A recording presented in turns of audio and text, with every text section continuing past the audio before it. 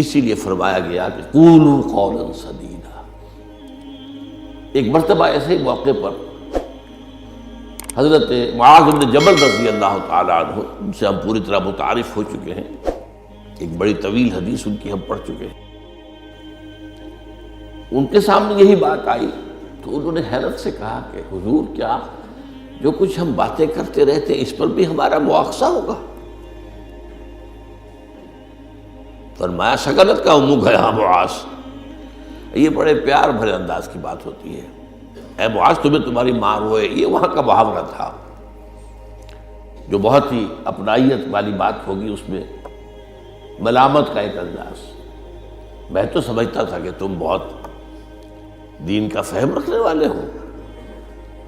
اس کے بعد آپ نے فرمایا لوگوں کو جہنم میں منہ کے بل گرانے والی چیز سب سے زیادہ زبان کی کھیتیاں ہیں، حصائد السنتکم۔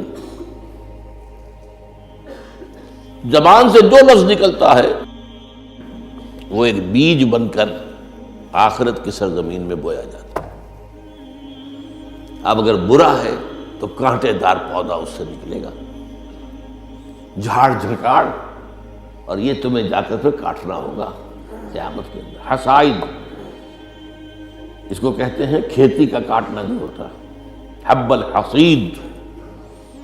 دو قسم کی نباتات زمین پر ہیں، ایک تو وہ جو پودا اور درخت موجود رہتا ہے، پھل آپ اتار لیتے ہیں، اگلے سال پھر پھل آ گیا، پودا وہی کا وہی ہے، اور ایک وہ فصل ہوتی ہے گندم کی ہے، چاول کی ہے، گنے کی، وہ آپ نے کاٹ لی، اس کو کہتے ہیں حصید۔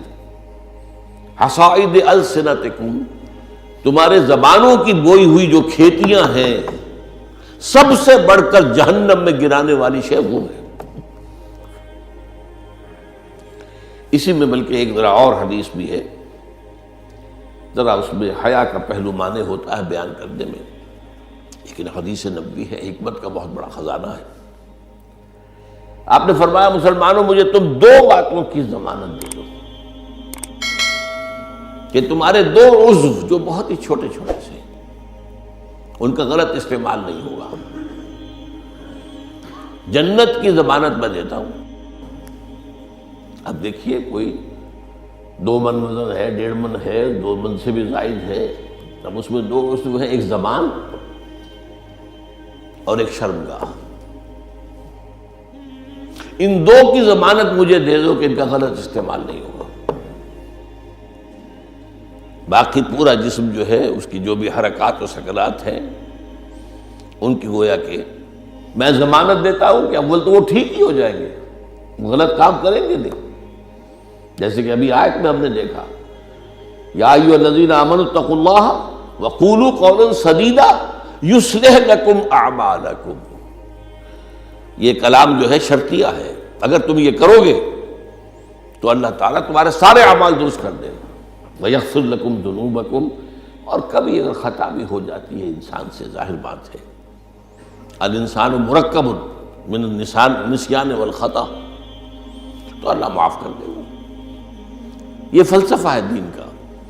آپ کا رخ جو ہے سیدھا ہے، آپ صراط مستقیم پر چل رہے ہیں، یہ چلنے میں کہیں پاؤں پھسل گیا، گر گئے، پھر فوراً اٹھے پھر چلے تو اللہ معاف فرماتا ہے ان چیزوں کو۔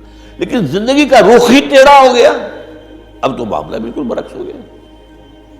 اب تو جو قدم اٹھ رہا ہے وہ غلط رخ پر جا رہے ہیں، جتنا آگے بڑھیں گے صراط مستقیم سے اتنا ہی دور ہوتے جائیں گے۔ رخ سیدھا رہے، اللہ کے احکام اور اس کے رسول کی سنت، اس پر رخ پہ آدمی چل رہا ہے۔ جو اللہ چاہتا ہے، عبادت رب، شہادت علی الناس اور اقامت دین کی جد و جہد، اس میں انسان لگا ہوا۔ اب خطا ہو گئی، غلطی ہو گئی، لغزش ہو گئی، کیونکہ مجھے یاد ہے آج تک اپنا ایک واقعہ میڈیکل کالج کے 5th ایئر کا، ذرا دیر ہو گئی تھی، فرسٹ لیکچر ہمارا ہوتا تھا جو سرجری کا، ڈاکٹر امیر الدین، وہ بڑے سخت تھے، 5 منٹ کی مہلت دیا کرتے تھے، اس کے بعد دروازے بند، اس کے بعد آپ آئیں گے تو پھر آپ داخل نہیں ہو سکتے۔ تو میں تیز چل رہا تھا، بارش ہوئی تھی، سائیکل پر تھا، سائیکل پھسلی میں گرا، گرتے ہی بجلی کے مانند اٹھا، مجھے آج بھی یاد ہے کہ میں حیران ہوا کہ میں جب اٹھ چکا تھا تو مجھے معلوم ہوا کہ میں گرا تھا۔ یہ ایک کیفیت ہوتی ہے کہ آدمی جو ہے، ایک یہ ہے کہ گرا ہے تو پڑا ہے وہاں پر، تو ایک تو یہ ہے کہ گناہ کے اوپر ڈیرا لگا لیا جائے، ایک یہ ہے کہ گناہ ہو گئے فوراً اٹھے، جس کو سورہ نساء میں کہا گیا ہے ثم یتوبون من قریب، فوری طور پر اگر توبہ کر لیں تو اللہ تعالیٰ لازماً انما التوبۃ علی اللہ للذین یعملون السیئات ثم یتوبون من قریب، کوئی گناہ تو ہو گیا، خطا تو ہو گئی، فوراً توبہ کر لے، اللہ تعالیٰ صاف کر لے گا فوراً۔ اللہ نے اپنے ذمے لیا ہے، اپنے اوپر لازم کر لیا ہے۔ تو اس اعتبار سے حضور نے فرمایا کہ یہ دو اعضاء ہیں، ان کی ضمانت مجھے دے دو کہ ان کا استعمال غلط نہیں ہوگا تو جنت کی ضمانت مجھ سے لے لو۔